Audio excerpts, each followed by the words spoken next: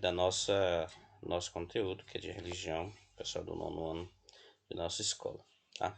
A nossa aula de hoje é referente a, a uma segunda-feira, né? Por isso que a gente está tendo aula no sábado, a gente está fazendo reposições aí para que a gente possa adequar a nossa carga horária. Eu quero hoje falar para vocês, dar um apanhado geral sobre as religiões, né? Sobre o que é a religião, como surge e as principais religiões que nós temos no Brasil, tá bom? Então vamos começar. A palavra religião, né, que ela vem do latim que significa que é do latim religare, que significa religar o ser humano a Deus, né? Então, a religião é o elo entre Deus, né, e o ser humano. Bom, a religião ela pode ser entendida como um sistema de crenças que estabelece símbolos, né, que vai estabelecer símbolos que relacionam as pessoas com o sagrado e a espiritualidade e os valores morais. Então, a religião tem essa dinâmica e tem este entendimento. Bom, são características basicamente de todas as religiões, né? A doutrina, a mitologia, a experiência religiosa, a ética, a instituição religiosa, o ritual e os objetos e lugares sagrados. Então, toda religião tem isso, né? Por exemplo, se eu pego a religião ortodoxa, né? Aliás, perdão, a ortodoxa não, né? Porque a ortodoxa são outras questões que não dá para a gente trazer aqui na nossa aula de hoje. Mas se eu coloco, por exemplo, o islamismo, né, que é a religião lá dos islâmicos, né, que é a doutrina do Islã, né, ela diz, né, ela tem lá, né, que o povo islâmico, ele vem, tem como seu principal profeta, o profeta, vixe, agora o profeta Maomé, né, que é o principal, eu não vou chamar de líder, mas simbolicamente é a pessoa mais importante do Islã, né? E o Islã ele tem muita coisa dos hebreus, por exemplo. A gente pensa que há uma diferença muito grande, né? Mas na verdade o islamismo é um braço, né? Dos judeus, né? Da história dos judeus. Basta a gente, por exemplo, pegar a história das religiões, você vai ver lá. O islamismo ele surge a partir lá daquele filho de Abraão, né, filho da escrava, né, que Abraão teve, né, com a escrava, da sua esposa Sara, e lá, se não me engano, foi Sete, né, e ele, né, vai, né, obviamente ele não poderia ficar ali, e Abraão despacha, né, tanto a mãe dele quanto ele lá, e surge um novo povo, aquele povo ali, né, também ele faz parte, né, digamos assim, da descendência de Abraão. E a partir de então é que ele surge, né, segundo conta a parte mitológica, né, surge então o povo islâmico, né, o Islã, né, que também tem essa raiz, esse ponto comum com Abraão, que é o pai, né, da fé dos hebreus e que diretamente está relacionada, por exemplo, à fé cristã, né, porque quer queira, quer não, Jesus Cristo não era cristão, Jesus Cristo ele era hebreu, né? Ele era a religião dele era justamente essa, né? Então, por conta disso, né, os judeus têm toda essa questão aí bem complicada, que não é interesse da nossa aula de hoje, mas só para mostrar que há doutrinas, né, em cada uma dessas religiões que acreditam. As doutrinas são os conjuntos de crenças, valores que estão contidos naquela religião. O Islã tem um conjunto de coisas lá que você pode e que você não pode fazer. Por exemplo, os muçulmanos raiz, né? Por exemplo, eles não consomem álcool, eles não consomem carne de porco, tem toda aquela questão, né, da questão do sangue, né? Então tem uma coisa muito louca, né? Lá, a mesma coisa que eles valorizam tudo isso, mas há aquele ponto também do extremismo, né? Aquele lado extremo de acreditar que há uma terra em que, ao morrer em nome e em favor do Islã, automaticamente você já estaria salvo. É por isso nisso que creio, acreditava, por exemplo, aqueles homens bombas, né, que eram muito comuns na década de 90, a pessoa botar lá explosivos no corpo e se detonar. Então, muitas vezes se convencia aquele povo a fazer isso graças a esse conjunto de dogmas e de doutrinas e que eram, na verdade, manipulados para fazer com que as pessoas aceitassem, né? Porque se realmente tivesse tudo isso de bondade, né, o Osama Bin Laden eu acho que teria sido o primeiro a colocar lá os explosivos e ter se explodido mesmo, né? Mas não, né? Ele, ao invés de fazer isso, ele ficava se escondendo lá até que os Estados Unidos conseguiu encontrá-lo e acabaram por executando, né? Mas deste lado, daí são outras coisas. Então, a mitologia, porque tem pontos importantes que relacionam diretamente a esses pontos, né? Seja a mitologia relacionada àquelas que na concepção cristã, por exemplo, é uma mitologia pagã, mas que tem relações como, por exemplo, há muita parte na teologia que fala que, por exemplo, aquela narrativa lá do livro do Gênesis, em que Adão e Eva colocam ali é mais uma mitologia, uma metáfora sobre como teria sido criado o mundo e não necessariamente seria o próprio desígnio da criação do mundo, mas há correntes teológicas que divergem, né? Mas que só para situar vocês. A experiência religiosa, essa experiência a gente não está falando de tempo, mas sim a experiência do contato com aquilo que é sagrado, o contato com, se a gente fosse exemplificar, a gente pode pegar aquela experiência que Saulo teve, né? Saulo de Tarso teve para se converter ao cristianismo, né? Então Saulo estava lá e eis que ele ouve uma luz e uma voz e diz: Saulo, Saulo, por que me persegues, né? Então, e ali essa experiência religiosa, aquela parte que o toque faz com que ele modifique a sua conduta, que é chamada de conversão. A ética, todas as religiões exigem ética na conduta dos seus membros, né? Então, a falta de ética daqueles membros, né, que dela participam, não é da instituição e não é da religião. A religião diz: olha, você deve fazer isso, isso, isso, isso. Mas há aqueles que fogem a esse comportamento ético e moral, né? E a esse comportamento ético e moral você não pode atribuir à própria religião. Porque a religião, ela diz, né? Todas as religiões, elas trabalham para o bem. Não há como a gente dizer que não o seja.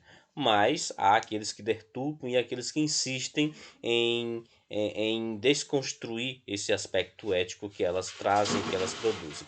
Não à toa, alguém que é religioso, você diz que é alguma pessoa boa, porque o comportamento dele deve ser bom, porque assim se exige basicamente em todas as religiões, tá? A instituição religiosa, ela é instituição enquanto elemento representativo. O ritual, as religiões, seja elas quais forem, têm o ritual.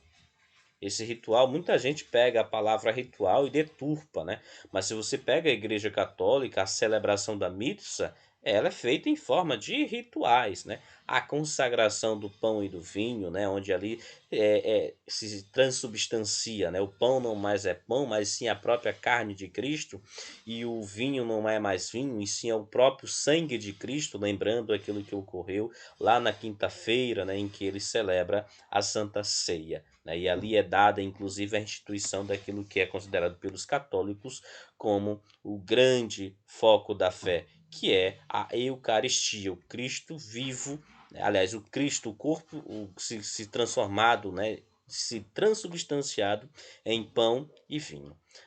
Há objetos de lugares sagrados. Isso é muito comum em algumas religiões um pouco mais antigas, como por exemplo a católica, a muçulmana, a judaica, os judeus, como por exemplo, lá para os muçulmanos a cidade santa é Meca, ainda que há, né, uma luta muito forte por Jerusalém, porque ali tem o berço daquelas que são consideradas as principais religiões do mundo, a católica, a muçulmana e os judeus, né? Então ali é o berço de três religiões extremamente importantes, mas que em algum momento, durante toda a história, na verdade, se confrontaram, né? Muçulmanos com católicos, depois os judeus com os muçulmanos, e hoje ainda continuamos essa disputa, né?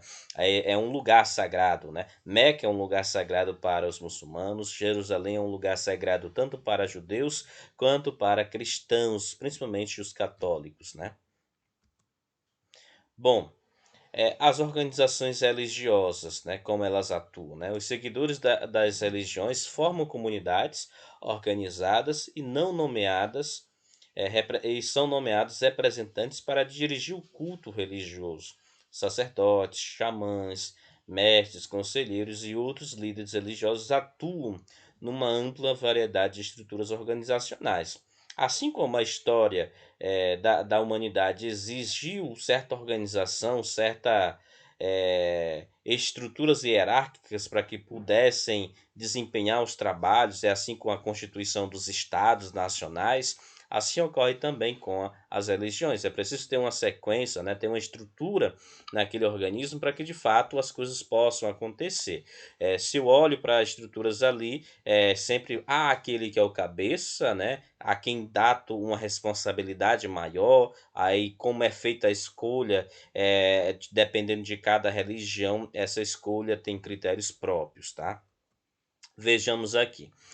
Eu quero trazer aqui um mapa das religiões no Brasil, né? Isso são dados do último censo que nós tivemos, né? Infelizmente, era para termos, isso daqui, aliás, do último censo não, do censo de 2000, onde foi perguntado nominalmente, né? Qual a sua religião, né? Ou se você tem alguma religião, qual seria, né? Então, no ano 2000, nós tínhamos aqui a infinita maioria, né? A gente tem aqui mais de dois terços da população brasileira, ela se declarava católica, né? O que está em azul.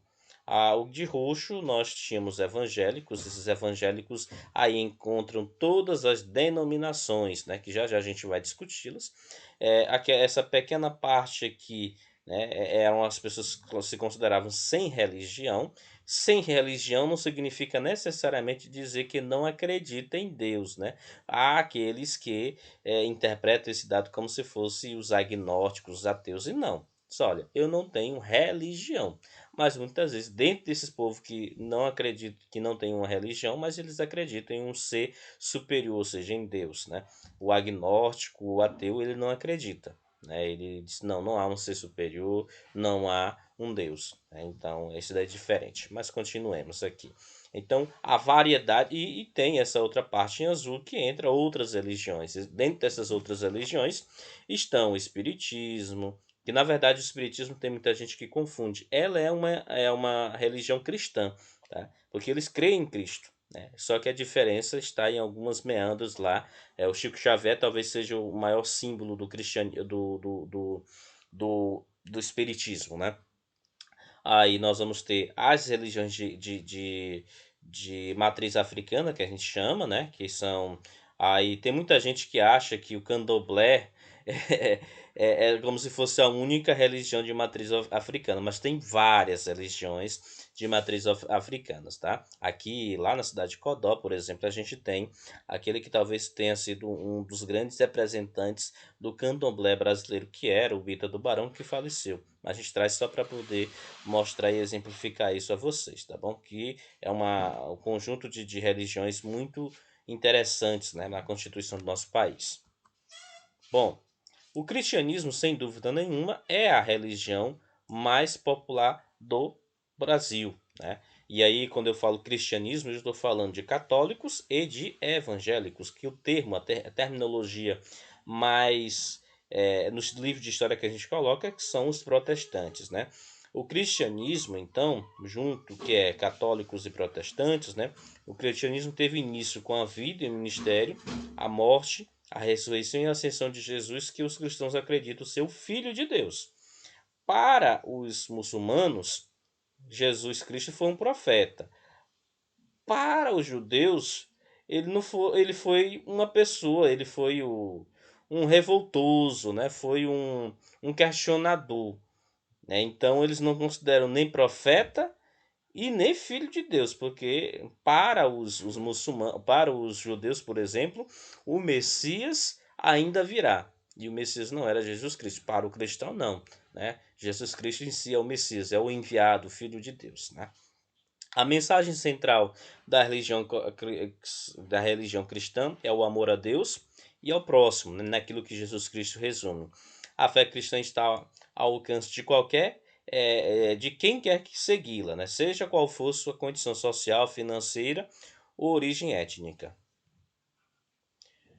Após a morte de Jesus Cristo, né, pequenas comunidades foram se formando, dando origem à igreja cristã. Essas primeiras comunidades estão narradas, inclusive, ali no livro dos Apóstolos, né? Ali você tem essas primeiras comunidades sendo criadas, inclusive, por exemplo, tem muita gente que a Bíblia parece que Jesus Cristo pegou, né, digitou a Bíblia e inseriu ela. Toma, aqui eu estou deixando as minhas palavras. A Bíblia ela só vai ter a sua compilação e sua construção 30 anos depois, né? Algo em torno de 30, 40 anos depois de Cristo morrer. Então aliás, a gente não acredita que Cristo morreu, né? Mas que Cristo eleva-se aos céus, né? Essa é a noção que nós temos, né? Morreu, ressuscitou e elevou-se aos céus. Bom, então, essa noção, né? Nós ficamos 40, a igreja, o povo, né, de Cristo ficou 40 anos sem ter nada de escrito de orientação, tendo apenas na figura dos apóstolos, de pessoas indicadas por ele, e aquilo que a Igreja Católica, por exemplo, chama da sua tradição. A tradição não se refere aí ao tempo em si, aquilo que era costumeiro fazer mediante as ações dos apóstolos, daqueles a quem Cristo, por exemplo, teria designado a função de cuidar dos rebanhos, né? Então o livro sagrado é a Bíblia, mas esse livro só é concebido a partir da segunda metade, né, após a elevação de Jesus Cristo aos céus. Então, durante esse todo período, o que levou e que conduziu esse povo foi justamente a palavra dos apóstolos e a tradição que foi se constituindo. Então, né, a Bíblia ela não existia naquele momento, né? Bom, continuando aqui. Então, o livro sagrado ele contém o Antigo e o Novo Testamento. Ele é dividido da seguinte forma: tem 4 evangelhos, Atos dos Apóstolos, Epístolas e Apocalipse, né? Aí, dependendo de se é católica, ela tem uma quantidade de livros, se é evangélica, ela tem uma outra quantidade. Isso depende muito da religião cristã que estejamos falando, tá bom? Bom, deixa eu passar aqui, botar bem aqui. A igreja, né? Aí vamos ver, dentro dessas igrejas cristãs está a Igreja Católica Romana, a Igreja Católica Apostólica Romana, ou só conhecida como Igreja Católica, né? Ela tem esse nome porque a igreja ela é comunhão com Cristo e companheirismo entre os seguidores, ou seja, entre os cristãos. Ela é católica porque ela é universal, mundial e é para todos. Apostólica porque ela é comandada por sucessores dos apóstolos. E a romana porque a sua sede, né? Até coloquei aqui fundada, mas na verdade ela é a sua sede é em Roma, né? A primeira das sedes apostólicas que ainda hoje continua. Inclusive, dentro da sua hierarquia, nós temos assim, né? A organização rígida e hierárquica, né? Essa rigidez eu até não concordo muito com essa terminologia, né? O Papa é o líder máximo, mas líder enquanto aquele a quem se designa digamos assim, o pastorear das ovelhas, né? É o principal pastor, né, das ovelhas. O Papa é o bispo de Roma e, por excelência, é o Papa, é o líder da Igreja Católica, né? Atualmente o Papa é o Papa Francisco, né? Hoje a gente tem uma coisa extraordinária, né? Extraordinária no sentido que não é algo comum, né? Nós temos dois papas vivos, né? Um é o Papa em vigência, que é o Papa Francisco, e temos o Papa que abdicou da função, né? Que renunciou à função, que é o Papa Bento XVI. Na Igreja Católica tem algumas coisas que não mudam. Por exemplo, eu não quero ser mais padre. Ok, eu não exerço a função de padre, mas eu continuo sendo padre. porque sacramento dentro da Igreja Católica ela não é possível revogá-lo, porque o sacramento é a instituição de Deus, então você não revoga algo que foi instituído por Deus. Então, uma vez padre, você será sempre padre, uma vez papa, você será sempre papa, ainda que você diga, eu não quero carregar. A igreja, dentro do seu conjunto de hierárquico, diz, nós aceitamos, mas, né, tu não deixará de ser, tá bom? Então, é algo, um que é de fato e o outro que é de direito, tá bom? Aí dentro dessa instituição nós temos os cardeais. Os cardeais eles são o quê? São bispos. A diferença é que eles têm a função a mais de fazer parte do colégio cardinalício, que é aquele que escolhe o Papa, que elege o Papa, tá bom? Os bispos, eles governam uma diocese, ordenam os padres e presidem a confirmação dos fiéis. No caso, São João do Sota, ele faz parte da diocese de Caxias, que está, aliás, a paróquia São João Batista, que está em São João do Sota, ela faz parte da Diocese de Caxias, que congrega outras 22 cidades, né? Entre que contém 27 paróquias, né? Cada paróquia é constituída de comunidades, né? Dentro da nossa da dentro da paróquia São João Batista de São João do Soter, né, você tem, por exemplo, a comunidade São Francisco, você tem a comunidade Santa Terezinha, você tem a comunidade Santo Antônio. Então, essas comunidades aí, né, elas fazem parte da paróquia. O que é a comunidade? É a congregação, pode ser num povoado, pode ser num bairro em que você é devoto, aquela população, aquele bairro, aquela comunidade é mais devota a um santo. Então se faz uma comunidade, se faz uma igrejinha lá, uma capela, e se celebra todos os anos o festejo em homenagem àquele santo, tá? Os bispos, né, governam então essa diocese, que é um elemento, é uma instituição maior do que a congregação de paróquias, e ele é quem dá as ordens, né? Então costuma-se dizer que o bispo só responde ao Papa, né? Então ele é independente, né? O nosso território brasileiro tem as cidades, tem suas dioceses ou arquidioceses, né? Quando nós temos regiões metropolitanas, como é o caso de São Luís, né? A arquidiocese de São Luís, Teresina, arquidiocese de Teresina, porque ali a arquidiocese, que é a mais antiga e a maior, né, que congrega o maior número de paróquias, né? E os padres, né, se dirigem sua paróquia, né, rezam a missa e ministram os sacramentos. Faltou aqui colocar também que esse daqui todos são os chamados ministérios sacerdotais, né? Mas existem os ministérios dentro da igreja que são os ministérios leigos, né? Como é o ministro extraordinário da comunhão ou da palavra, que é aquele que não é ordenado, mas é dado a ele por meio do padre ou do bispo, né, a função de celebrar a palavra, porque a missa só é celebrada pelo padre, porque é somente o padre ou o presbítero ou como queira chamar, o sacerdote, somente ele tem o poder de consagrar as hóstias, né, sagradas lá e transubstanciar então ali o pão e o vinho, né? E tem o ministro da palavra, então, que celebra a palavra ali, faz as leituras e faz a homilia, né? Depois a gente tem o ministro, nós temos os diáconos, né? Que são quase padres, só tem um detalhe, que ele não recebeu a ordem, né? De sacerdote, então é o último estágio da igreja católica antes da pessoa ser padre, né? Que é o diácono, né?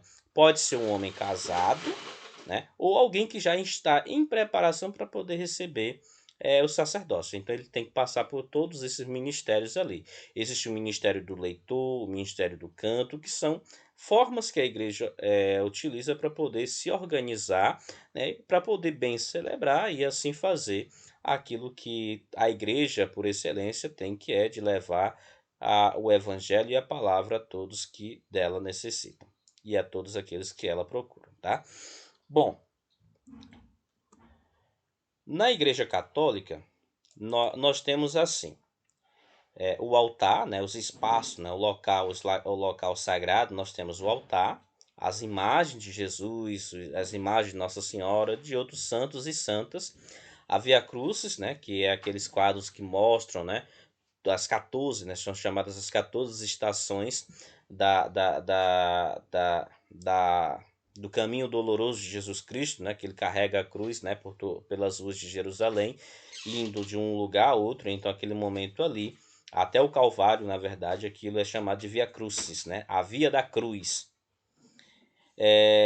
A missa é o grande evento católico, que ela também pode ser chamada de Santa Ceia, de Eucaristia, onde lá se tem a comunhão, o pão e o vinho, o corpo e sangue de Jesus Cristo, onde as pessoas vão celebrar, né, assim como faziam, né, basicamente lá nas primeiras comunidades cristãs, lá naqueles 40 anos em que o povo ficou sem e o povo estava, né, somente as ordens dos apóstolos que ainda estavam vivos, né, então eles celebravam, né, ali a missa, partilhando o pão e o vinho, né.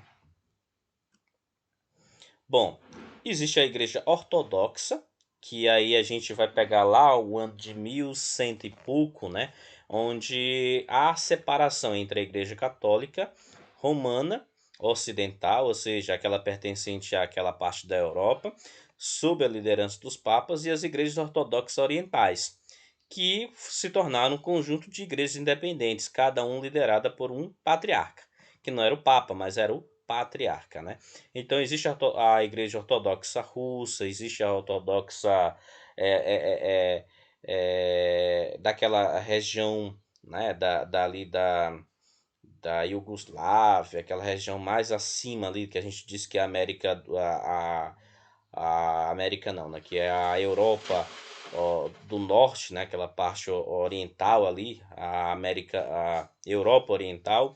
Ali nós temos as igrejas patriarcas, como é o caso da russa, da croata, da grega, né, e outras mais. Os ortodoxos eles cultuam a Deus na Santíssima Trindade, veneram os santos, a Virgem Maria e também os ícones sagrados, né? Ou seja, o culto é muito próximo daquilo que a Igreja Católica faz, ela professa, né? Inclusive as crenças e valores são muito próximos, mas houve naquele momento a chamada cisão da igreja, né, entre a Igreja Católica do Oriente e a Igreja Ortodoxa do Ocidente, tá?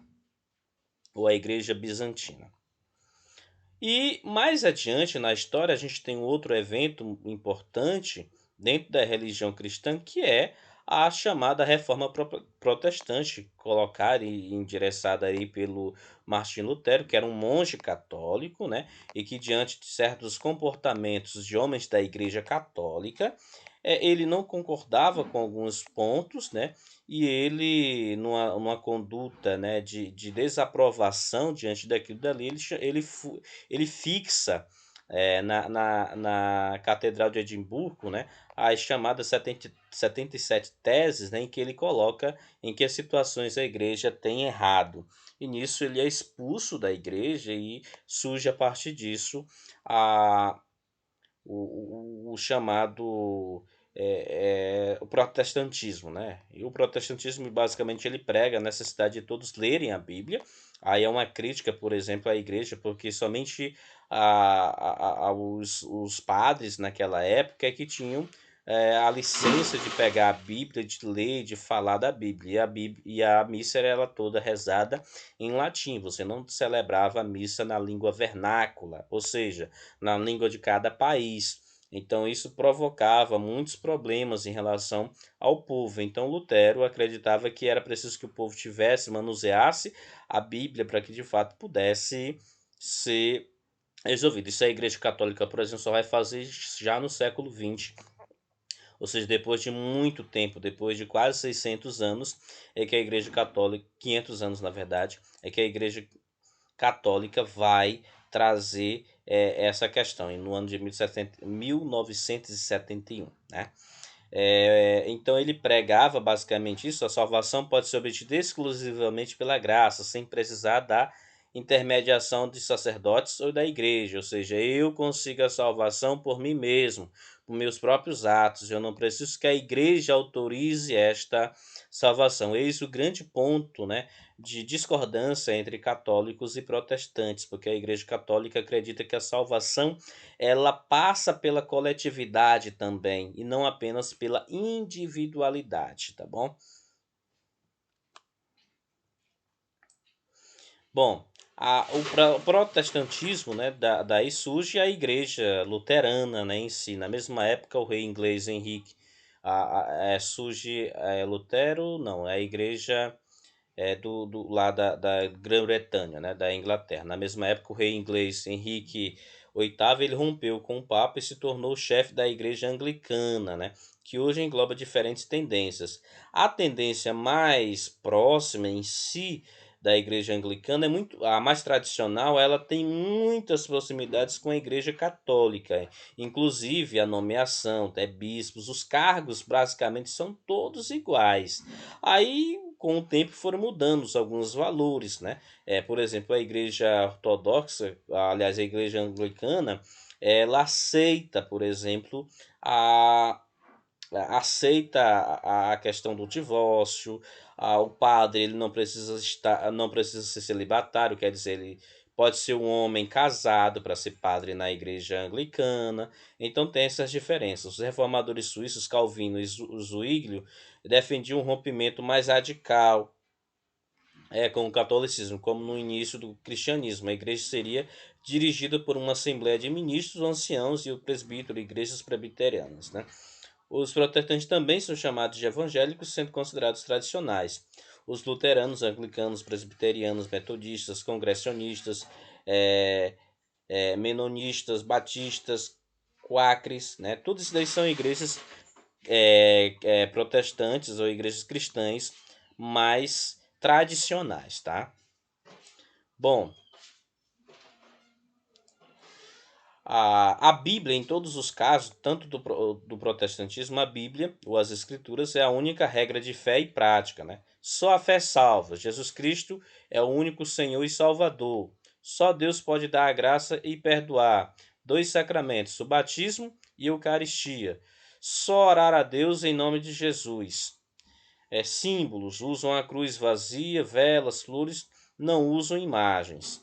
A ceia do Senhor é celebrada uma vez por mês, culto aos domingos, diferentes estruturas hierárquicas. Nós temos bispos, pastores, presbíteros, diáconos, evangelistas, missionários, obreiros, dependendo da denominação que nós estejamos falando. Eu não vou ser tão efusivo, né, tão minucioso, porque há só para vocês terem uma ideia, só no Brasil de igrejas protestantes nós temos 5.000 denominações, né? Então há uma quantidade enorme, né? E não dá para a gente e todas elas têm características muito próprias e particulares, tá? O protestantismo no Brasil, né, o protestantismo de imigração chega com imigrantes de regiões protestantes, como os alemães, os ingleses, e igrejas luteranas, anglicanas, menonistas, metodistas e reformadas. O protestantismo de missão, igrejas implantadas pela palavra de pregadores e missionários estrangeiros, como os presbiterianos, os metodistas, os batistas, os anglicanos, os episcopais, os adventistas e os congregacionalistas, né? Existem também outras mais recentes, como a Igreja dos Santos dos Últimos Dias ou a Igreja dos Mormons, né? Como alguns chamam. Bom, a Igreja Evangélica de Confissão Luterana no Brasil é a igreja cristã associada ou associação religiosa constituída por comunidades evangélicas e organizada legalmente em paróquias e sínodos, né? Crença que Deus salva por Jesus Cristo, né? A comunidade congrega seus membros em torno de um centro comum de culto, pregação e celebração dos sacramentos, o culto, ceia do Senhor, hinos e música, prédica do pastor ou pastora, né? Tem esses pontos aí. Bom, todas as pessoas na igreja luterana são batizadas. Batizadas são membros da comunidade, do sacerdócio universal de todos os crentes, testemunhar o evangelho de Cristo, os ministérios específicos, né, que é a pastoral, o catequético, diaconal e missionário, a direção em nível paroquial, sinodal e nacional. As comunidades elegem seus representantes. O pentecostalismo, né, que é o movimento de renovação do cristianismo iniciado nos Estados Unidos do século XIX. A ênfase dele é na experiência direta e pessoal de Deus através do batismo no Espírito Santo, somente no Espírito Santo. Isso daqui é uma diferença grande. Pentecostal refere-se à descida do Espírito Santo sobre os seguidores de Jesus no dia de Pentecoste. Os batizados do Espírito Santo podem descobrir dons, carismas, como falar línguas estranhas, profetizar, curar, cultos marcados pela espontaneidade e muita glorificação. A Bíblia é, em geral, interpretada literalmente, normas de comportamento, buscando afastar-se do que é mundano. Algumas dessas igrejas que a gente pode. A gente tem as chamadas as igrejas pentecostais, né, como é o caso da Congregação Cristã no Brasil.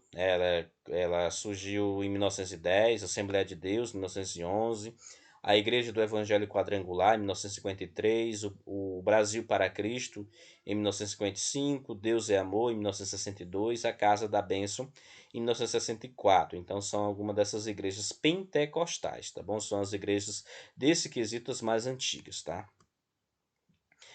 Existe o neopentecostalismo, né, que é um movimento surgido na década de 70 com igrejas mais secularizadas, padrões de comportamento menos rígidos e ênfase na teologia da prosperidade. Né? Cultos voltados para o êxtase, né, com destaque para a glossolalia, né, e o exorcismo de milagres, o uso intenso da mídia, são exemplos disso, né, que nós temos da Igreja Universal do Reino de Deus, que é aquela que mais tem fiéis dentro dessa linha do neopentecostalismo. A Igreja Internacional da Graça de Deus. Deixa eu só dar os nomes daqueles que são os responsáveis. Na Igreja Universal do Reino de Deus, a gente tem o Macedo, né? A Igreja Internacional da Graça de Deus, nós temos o R.R. Soares, que inclusive é um maranhense, Benedito Imperatriz. O Renascer em Cristo, eu acabei esquecendo o nome dela, né? O nome dos seus formadores, acabei esquecendo, né? Mas é um conjunto é um casal.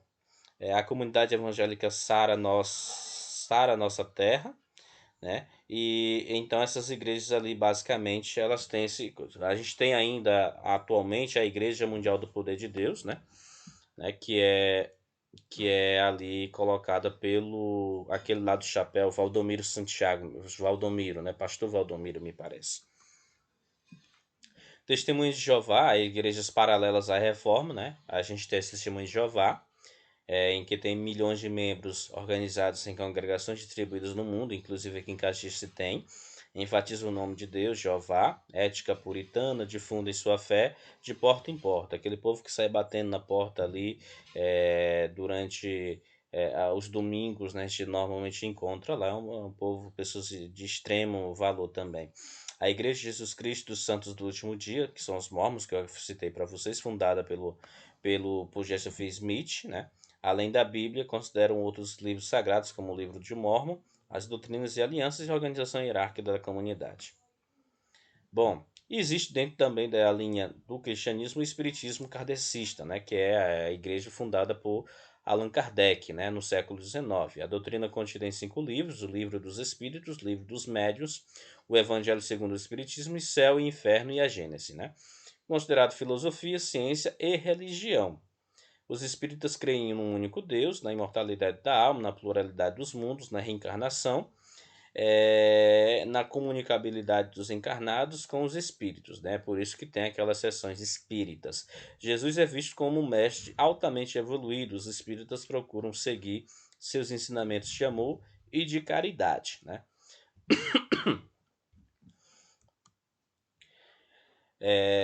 O espiritismo, a organização em si, nós temos centro espíritas, casa espírita, centro de estudos espíritas, locais de estudo e divulgação da doutrina. Não há estrutura clerical, sacerdotes, templos suntuosos, cerimônias, nada desse tipo.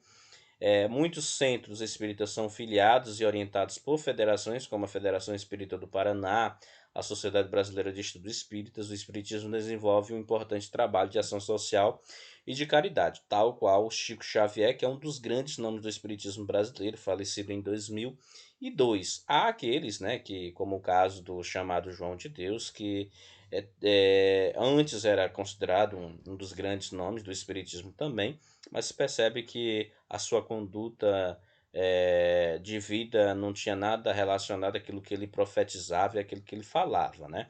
Então, mas o Chico Xavier, por exemplo, tudo aquilo que ele arrecadava com livros, com palestras, com um monte de coisa, na sua própria instituição, era designada à fundação, à caridade, né? Então, Chico Xavier tinha uma única casa, vivia em toda uma simplicidade, recolhido. É um homem, né, que, ainda que eu não seja espírito, mas alguém por quem eu tenho um profundo respeito, né, pela que conduta em vida, tá bom?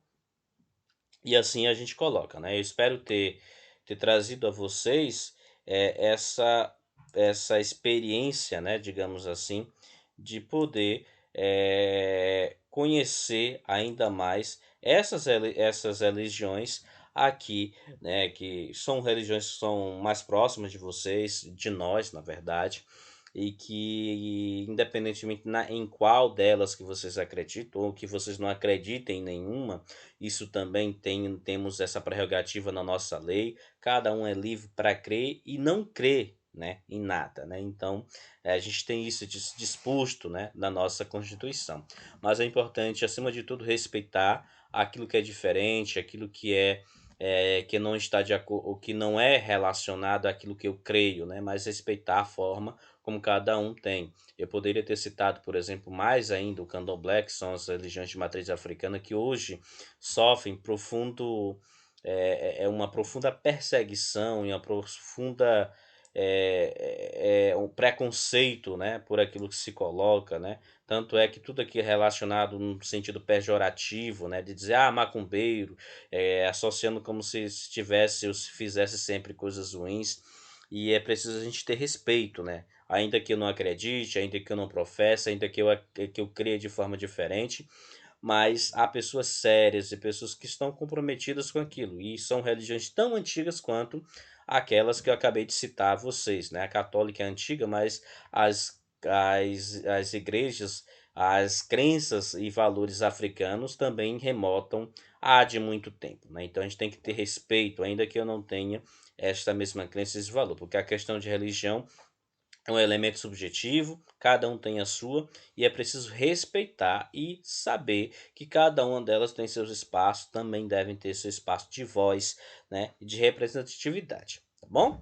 Dito isto, gente, foi um forte abraço, espero que vocês assistam, compreendam, se deliciem também sobre essas religiões que a gente acabou de falar. Forte abraço, segunda-feira a gente posta uma atividade, essa atividadezinha que eu já estou olhando aqui para ela, tá bom? Que vocês também irão olhar lá na nossa atividade. Tchau, tchau, gente. Bom, bom final de semana.